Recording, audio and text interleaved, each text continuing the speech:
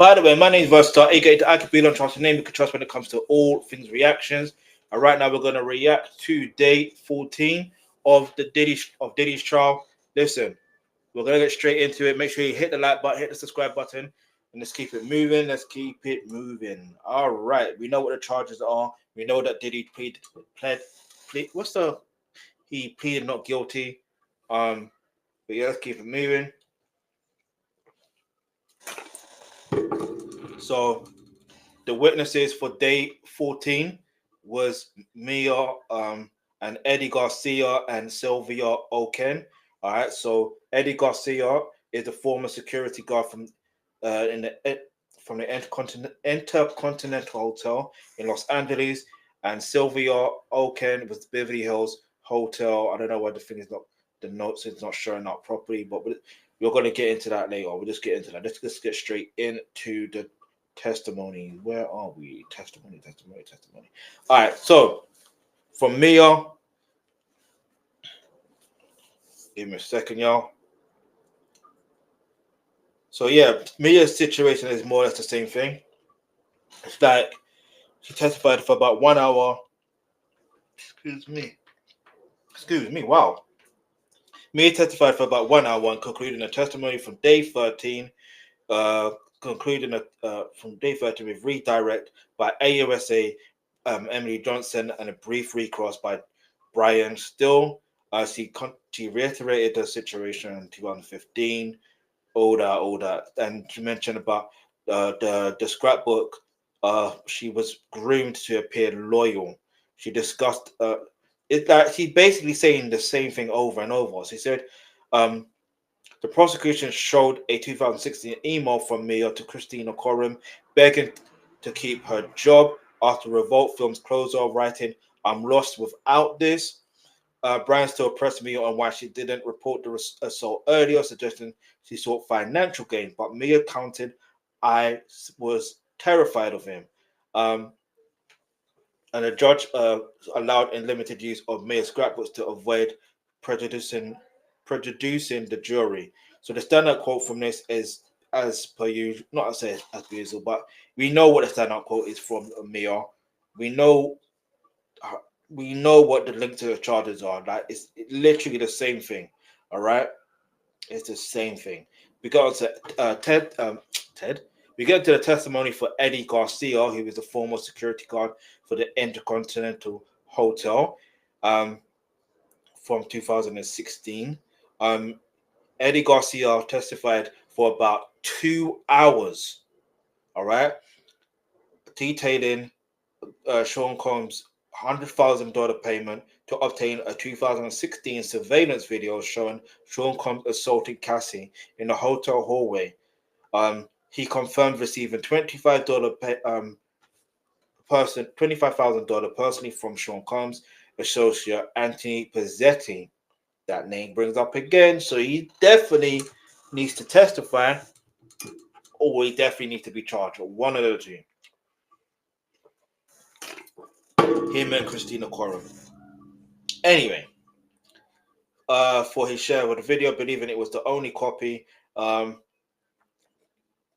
Garcia testified under immunity, admitting he feared Sean Combs' influence. The prosecution played the video showing Sean Combs hitting and dragging Cassie, aligning basically with her testimony from day 1 to day 5.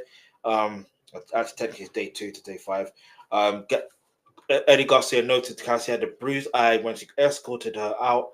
The defense, via Brian, still argued the payment was for privacy, not obstruction. Brian still, is this the best you got, bruv? Is this the best you got? For privacy, not obstruction. That don't even make no sense. How? Seeing what's on that footage, how is that for privacy? How?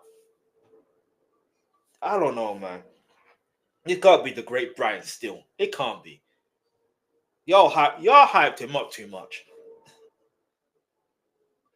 Y'all hyped, but it's good because now he's working with Diddy, and yeah, he may have took a so-called dog with Young Thug, which I still believe was an L, but like he's definitely getting an L with Diddy's trial, 100%.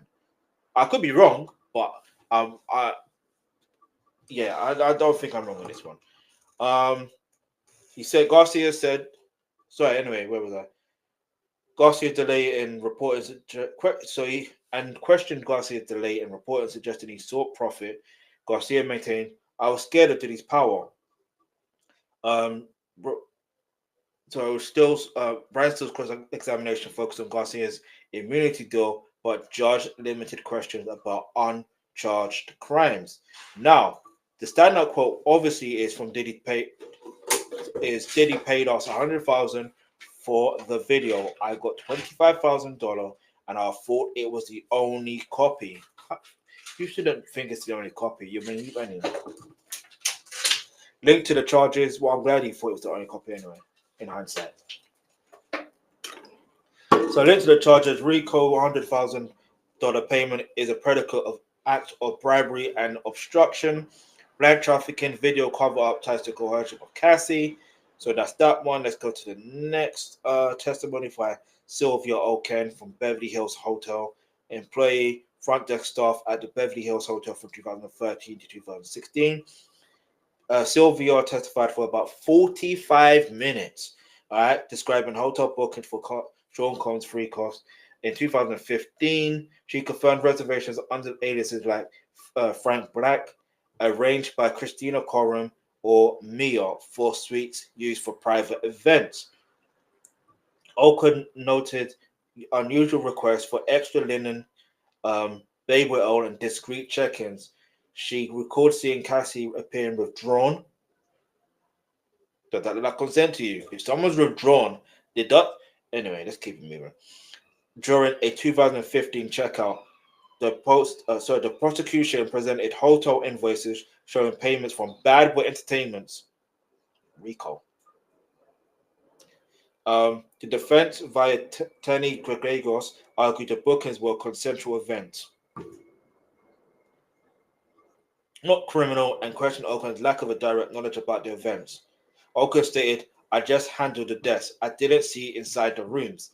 Noted Gregorios tried to introduce Oken's prior unrelated workplace complaints, but the judge excluded them. Because what's that got to do with anything? Anyway, the standout quote from this testimony is, "They booked suites under Frank Black, Christina Coram, or Mia called. They wanted baby oil linens. No questions." So linked to the charges, RICO, alias bookings, and company payments show enterprise logistics. Like I told you, that's a RICO.